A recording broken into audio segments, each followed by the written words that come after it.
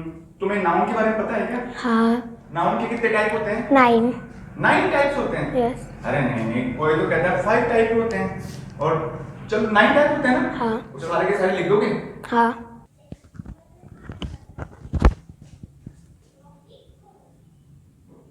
एक सबसे बड़ी प्रॉब्लम तो बच्चों के साथ में ये होती है कि उनको मतलब ये तक भी नहीं पता रहता कि नाउन होता क्या है। चलो नाउन पढ़ भी लिया, उसके बाद में अमूमन हर एजुकेशनल इंस्टीट्यूट में इस उम्र के जो बच्चे होते हैं ना, उनको नाउन के केवल और केवल 3 या 5 टाइप्स बताएंगे। जबकि इस बच्चे को 9 टाइप याद है, और वो किस तरह से पढ़ी होगी वो मैं आपको बताता हूँ। जब भी मैं कोचिंग में पढ़ाता हूँ ना बच्चों को, तो मैं ये सोचकर पढ़ाता हूँ कि ये बच्चे कितना कैचिंग पावर है इन बच्चों में। तो मुझे लगा कि क्यों ना ये जब कंपटीशन की तैयारी करेंगे आगे जाकर, तो वहाँ पर इनको ये सभी प्रकार का नॉलेज मिलने वाला है। अब वही नॉलेज यदि इनको इसी उम्र में दे दिया जाए तो कितना अच्छा रहता है। कितना लिख लिया बेटा? 3 टाइप्स हो गए ना। फर्स्ट तो है proper noun, second common noun, third है कलेक्टिव नाउन।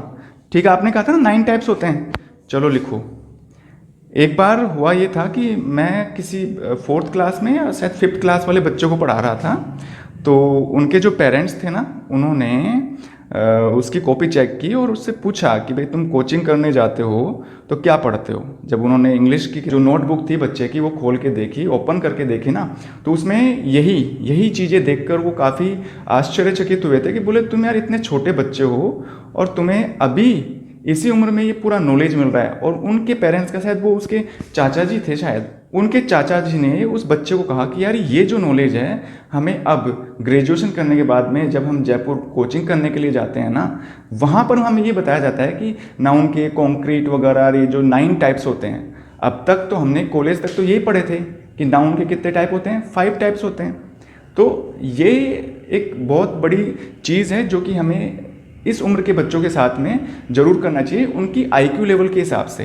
कि बच्चे का आईक्यू लेवल अगर अच्छा है ना, तो उसे आप बहुत बढ़िया नॉलेज और कंप्लीट नॉलेज इसी उम्र में दे सकते हैं।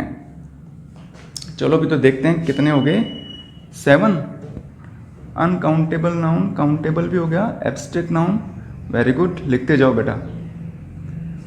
और जो सबसे इंटरेस्टिंग बात होगी ना वो अब आएगी, इसी से मैं पूछूंगा गुन्ना से, और वो आप भी देखेंगे कि किस तरह का नॉलेज जो है वो बच्चे ले सकते हैं।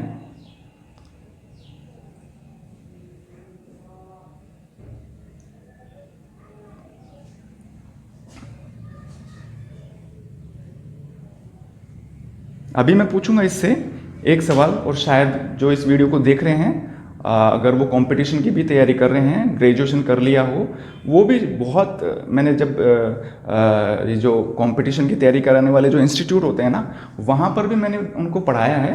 तो वहाँ पर भी जब मैंने पूछा कि भाई नाउन जो भी अब मैं पूछने वाला हूँ, उसका आंसर उन बड़े बड़े बच्चों ने भी नहीं दिया। क्या कहें, उन बच्चों की तो आधे से ज़्यादा बच्चों की तो शादी भी हो चुकी है, और उनके क्या है कि खुद के भी बच्चे हो चुके हैं, लेकिन फिर भी उनको वो एक सटीक जो नॉलेज होता है ना वो नहीं मिल पाया। तो चलो ठीक है बेटा, आपने कर लिया। 9 टाइप्स है ना। फर्स्ट क्या है? प्रॉपर। हाँ, नेक्स्ट। Common noun. हम्म। थर्ड है कलेक्टिव नाउन। और फोर्थ है मैटेरियल। चलो ठीक है, आपने क्या किया, 9 टाइप्स तो लिख दिए, और वास्तव में जो 9 टाइप्स हैं वो बहुत कम बच्चों को पता रहते हैं, इस उम्र वाले विशेषकर जो बता रहा हूँ मैं आपको। और अब मैं आपसे एक सवाल पूछना चाहता हूँ। तो एक सवाल ये था बेटा कि आप ये बताओ, जो नाउन होता है ना, उसका इंग्लिश लैंग्वेज में जब यूज़ करते हैं, जब इंग्लिश की बुक वगैरह पढ़ते हैं ना, तो नाउन जो है वो आपको कितने रूपों में मिलता है? 3 रूप में, है ना। तो एक सवाल ये बनता है यहाँ पे कि नाउन के क्या क्या बन सकते हैं? 3 चीज़ें बनती हैं ना। चलो बोर्ड पे लिख के बताओ क्या क्या बन सकती हैं।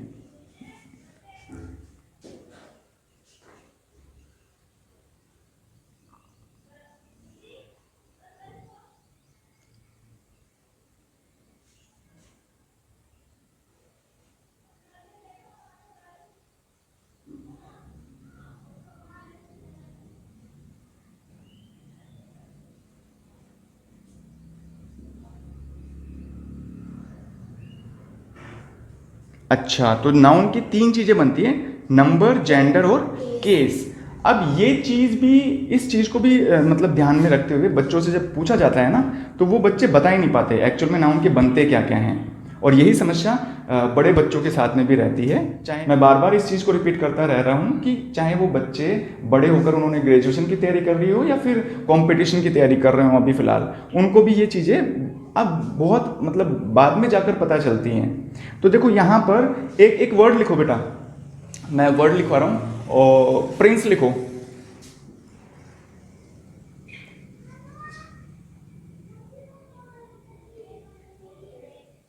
ओके, ये प्रिंस है ना, ये क्या है बेटा, नाउन है क्या?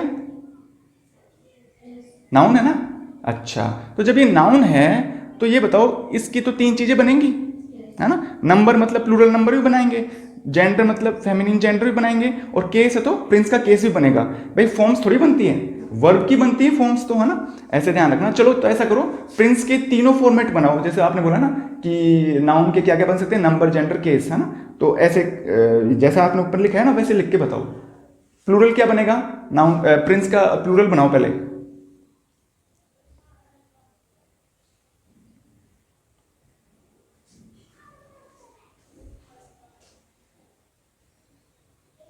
अच्छा, नंबर वाले कॉलम में, है ना, प्लूरल बनाना है इसका।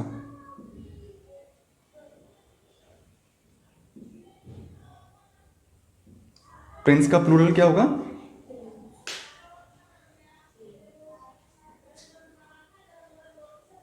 ओके, अब सुनना बेटा एक मिनट। प्रिंस का यदि हम प्लूरल बनाते हैं तो क्या जोड़ा आपने, एस जोड़ा इसमें, है ना। ठीक है, एस, ठीक है। अब आगे चलो, जेंडर वाला बताओ मुझे।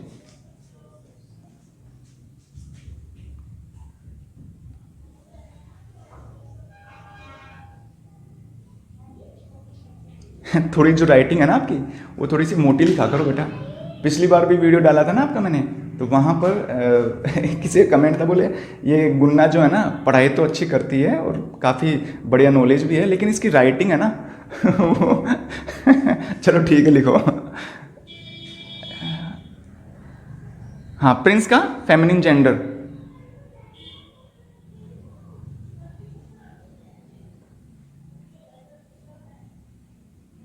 Very good. क्या ऐड किया इसमें आपने? अच्छा, डबल एस क्यों ऐड किया? क्योंकि पहले से ई तो था ही लास्ट में, है ना। अच्छा, अब केस बनाओ। केस में क्या बनेगा? Possessive case. चलो ठीक है।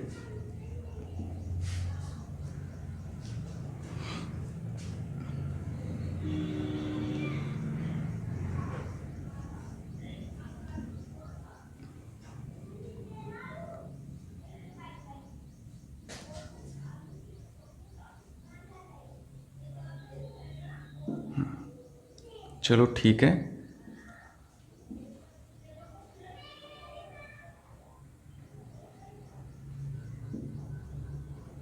अच्छा, अब मुझे ये बताओ, ये जो प्रिंस जो वर्ड लिखा है ये नाउन था, है ना। नाउन की कितनी चीजें बनती हैं? तीन चीजें, है ना। तो उसमें जो आपने पजेसिव केस बनाया ना प्रिंसेस, उसमें क्या ऐड किया आपने? Apostrophe S. ठीक है, अपोस्ट्रोफ एस क्यों ऐड किया बेटा? क्योंकि ये सिंगुलर भी है और लिविंग भी है। अच्छा, यानी कि ये जो प्रिंस जो वर्ड है वो सिंगुलर भी है और लिविंग भी है, इसलिए अपोस्ट्रोफ एस जुड़ा। और क्या क्या जोड़ सकते हैं पजेसिव केस बनाने के लिए? अपोस्ट्रोफ, हाँ। अपोस्ट्रोफ एस और ऑफ। ऑफ। अच्छा, तीन चीजें जोड़ सकते हैं ना, अपोस्ट्रोफ, अपोस्ट्रोफ एस और ऑफ। वेरी गुड बेटा, है ना। तो बस मैं इस वीडियो के थ्रू आपको यही बताना चाह रहा था कि जो नॉलेज होता है ना, अगर हम सिस्टमेटिक तरीके से 1 बाय 1 करके छोटे बच्चों को भी अगर इस लेवल का नॉलेज दे सकते हैं तो कोई भी बच्चा वंडर किड बन सकता है।